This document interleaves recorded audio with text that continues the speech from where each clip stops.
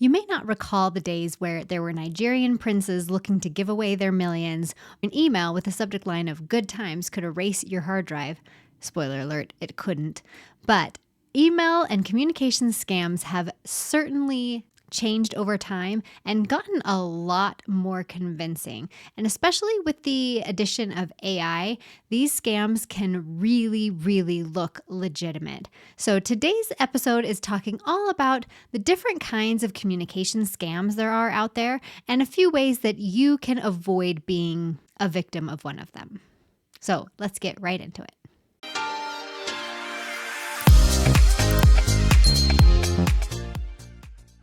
So as I said, the Nigerian prince thing was probably the most well-known email scam out there. It was such a ridiculous notion, but there were obviously people who fell for that scam.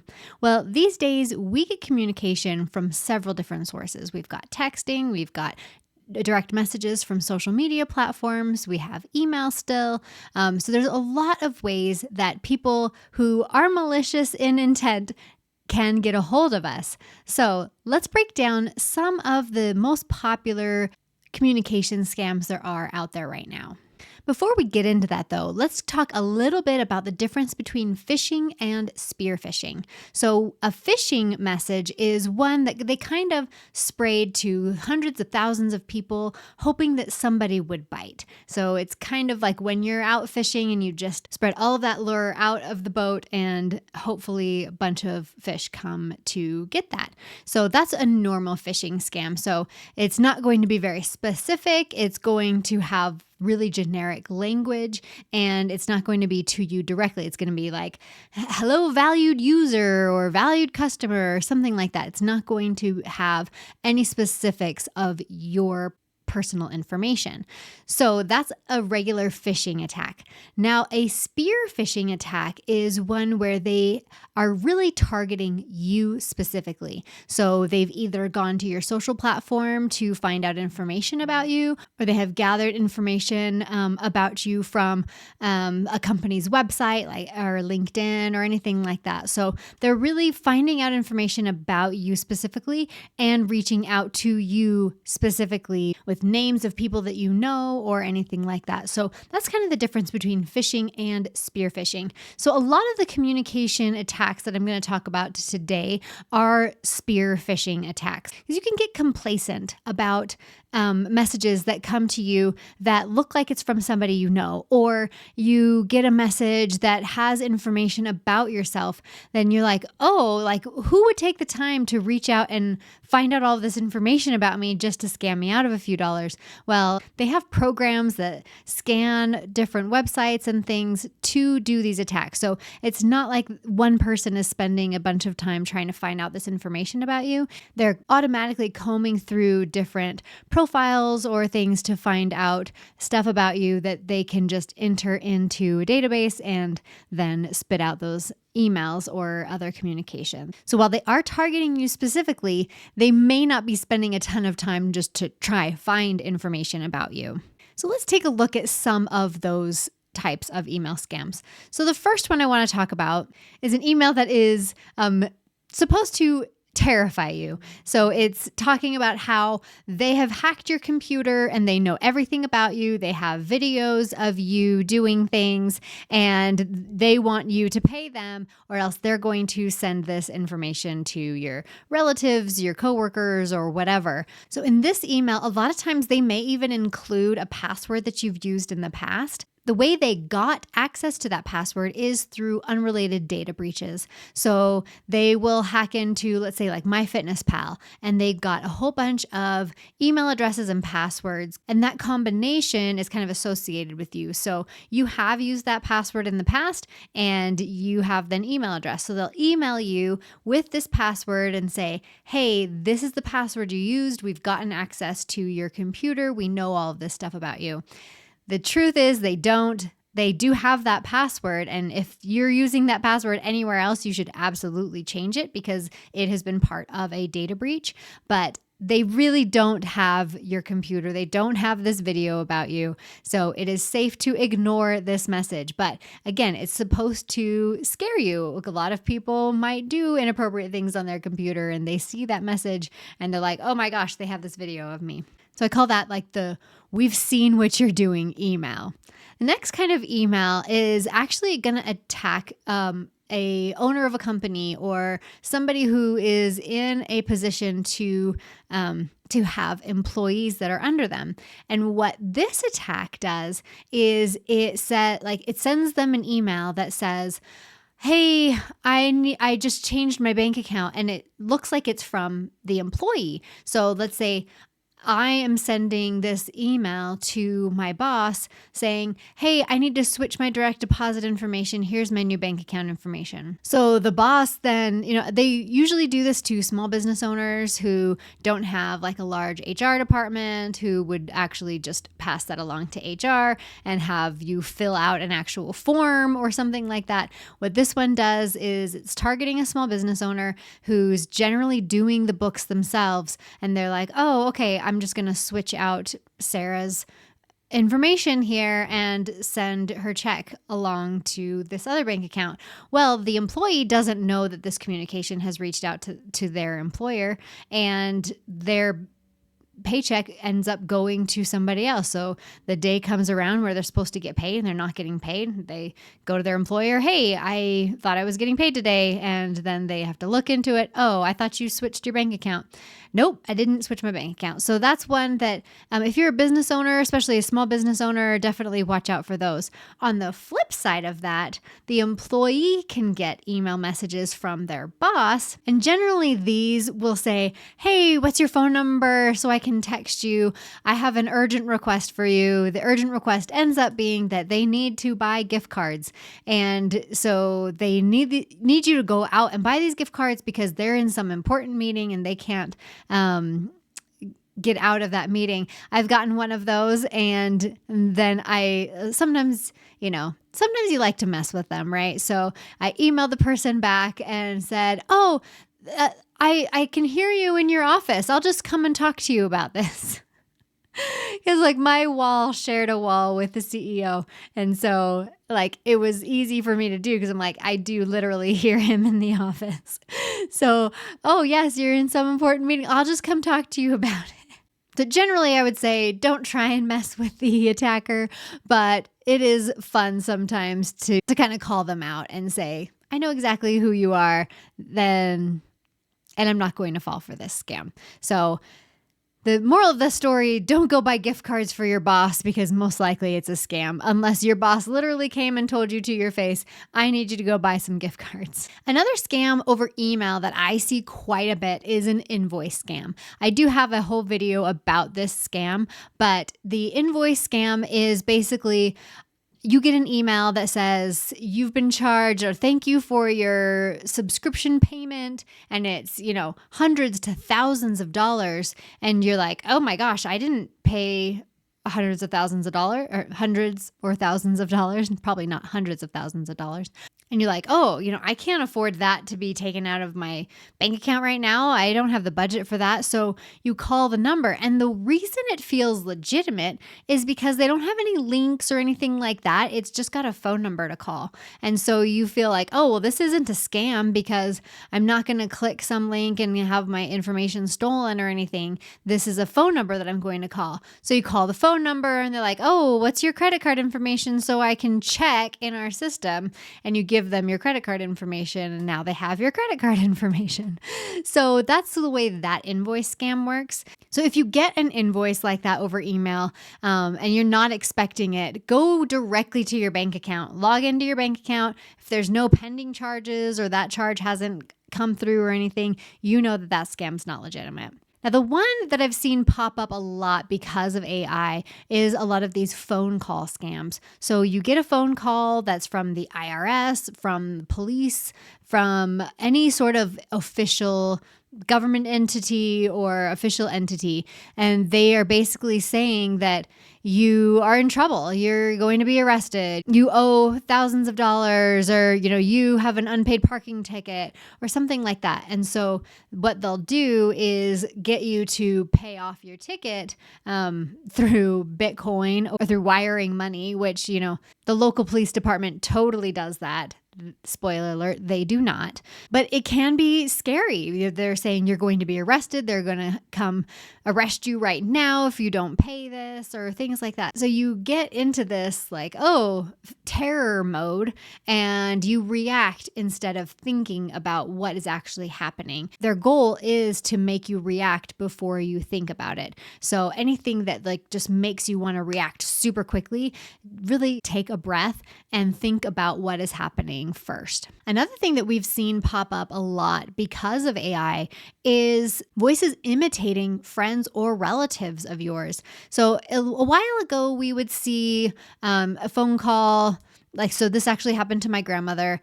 She got a phone call from somebody claiming to be my brother, saying he got in a car accident. He was in jail. He needs help. He needs some money so he can get bailed out of jail and things like that. And my grandma was ready to go to the bank and get money for her grandson who was in trouble. And she had the thought, because she's a very smart lady, to call my sister-in-law. The funny thing about that is she didn't want to throw my brother under the bus. So she calls my sister-in-law and just so when did you talk to Tim last? And she was being really weird. And so my sister-in-law then called my brother and is like, hey, you might want to call your grandma. I just got a really weird phone call from her. And so my brother called, and they figured out that it was a scam. But my favorite part of that is she trying to shield my brother from any wrath from his wife.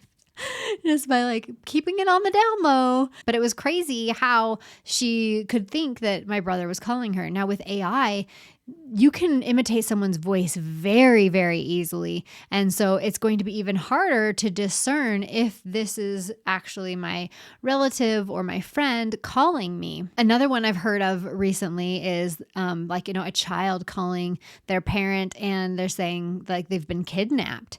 And I've even seen cases where that's so believable that they call the school and hey, I need to make sure my child is in class. Can you check and see if they're in class? And they go and check and see if they're in class. And they're I need to come see it for myself, because it was so convincing that their child had been kidnapped. So anytime you get a phone call like that, definitely take a breath and verify that information. Another way we get communications these days is through social media direct messages.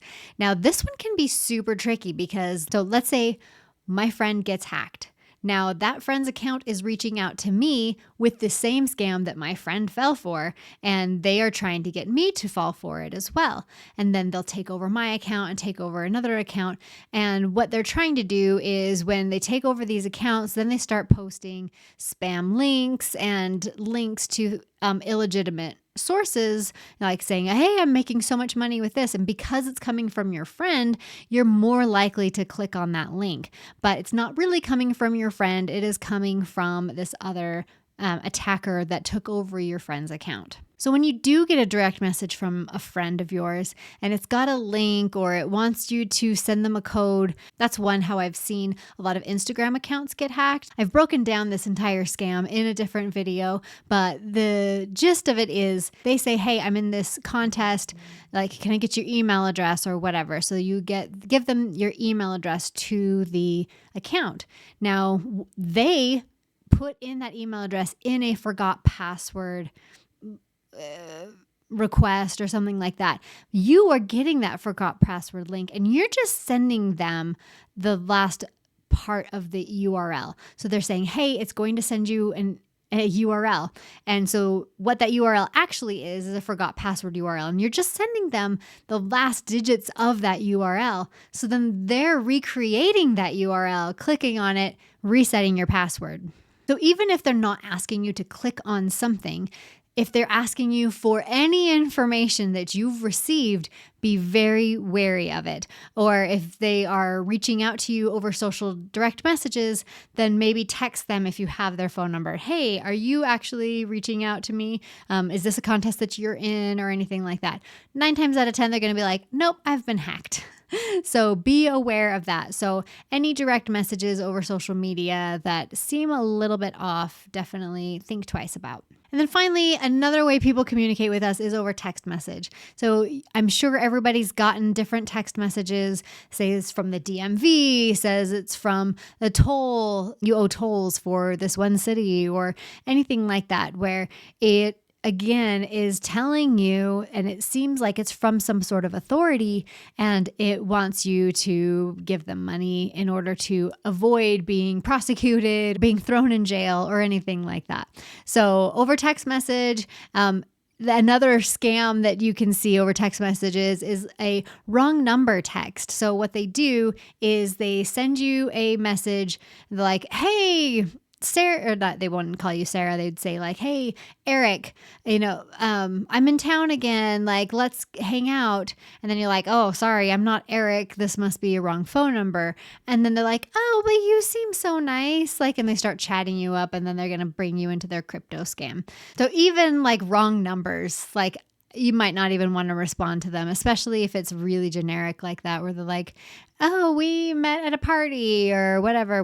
Most likely not a legitimate wrong number. The most ones I see coming across text messages are like from your bank, like not really your bank, from the DMV, from tolls, from the police, and those fake wrong number texts. So how do you protect yourself from all of these different scams? The first thing you want to do is don't react right away. Take some time, no matter what it is, no matter how much your heart is racing, no matter how scared you are, if that's a true statement. Make sure you take a minute, take a breath, and try and vet the information. So obviously, I feel like this one goes without saying, but don't click on links. If you are sent a link to something, don't click on it. Go directly to the source. You're sent a text from your bank. Go directly to your bank's website. Look up the information there. Like hover over the link and see if it's going to a legit spot. So I do get text messages from FedEx, and I know they are from FedEx, and I'm expecting a package, but sometimes you can get illegitimate texts from FedEx. So if you do get a text message from FedEx, then go to FedEx's website. Don't click on the links directly in the text message. So we know not to click on any links. The next thing is don't respond right away. Give yourself 5 minutes, 2 minutes, any time to help you calm down from whatever heightened emotion the email or the text message or the direct message has invoked in you.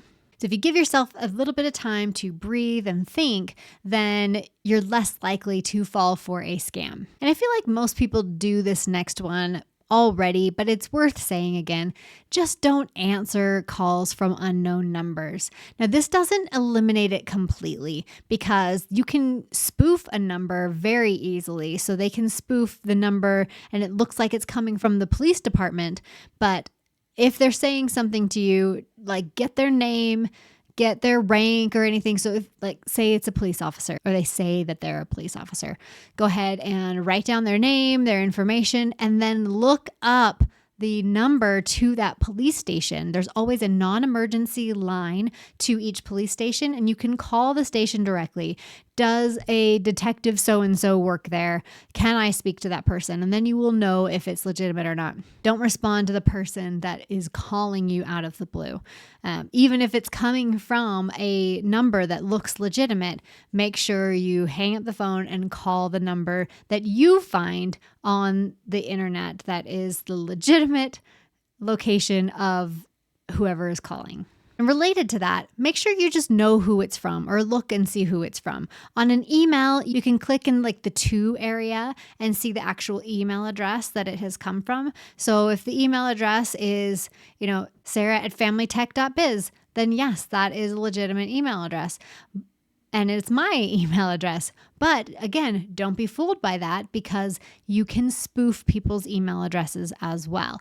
But that is one kind of clue if this email is legitimate or not. I get a lot of pitches from different companies, and sometimes I get scam pitches as well. So it's saying it's from Razer Computers and they want to give me a Razer computer to review on my YouTube channel. Well, I can look and see if the email is coming from Razer.com, then I might be more inclined to believe that this is a legitimate email. But if I see this email and then I look at the email address and it's, 1234@gmail.com. I'm like, yeah, you're not emailing me from Razer. This is not a legitimate request. So look at the social handle or who it's coming from, especially like if you get a new friend request from someone you think you're already friends with, and then they start immediately hitting you up. That's not actually your friend. That's somebody pretending to be your friend. So just kind of vet where this request is coming from. And I've said this a couple times already, but just verify the validity of the request. Go directly to the website. Reach out to your friend that you think is reaching out to you. Walk around the corner and go to your boss's office and say, did you need some gift cards? So just verify the request no matter what. Nobody's going to be upset that you said, hey, this looks really spammy. Did you really send this to me? If they really send it to you like, oh yeah, I guess it does look a little spammy, they're not going to be mad that you verified the request. And then the last thing that used to be really high on the list, but is getting less so with AI and the ability to put things in proper grammar and proper spelling. It's really easy to do that these days. So looking for spelling errors and grammar errors doesn't always mean that it's a scam message. Actually, pretty soon it might get to the point where if there is spelling errors, then it actually is probably legitimate because somebody actually typed it out. But when an AI created it, it might have perfect grammar and spelling. So that's not always an indicator these days of an illegitimate email. It used to be super high on the list. It would be poor grammar, poor spelling. And that still is in some scams that are still out there, but it's not going to be the rule anymore. So look for differences in a company's logo for spelling errors and grammar errors. But again, don't use that as your scam detector because that is improving every day. So there you have it. A few ways to keep yourself safe, a few scams that I'm seeing out there. Scammers are getting smarter every single day. So just be safe out there. Take a deep breath. Validate what the request is, and hopefully you won't fall for any other scams in the future. We'll see you in the next one.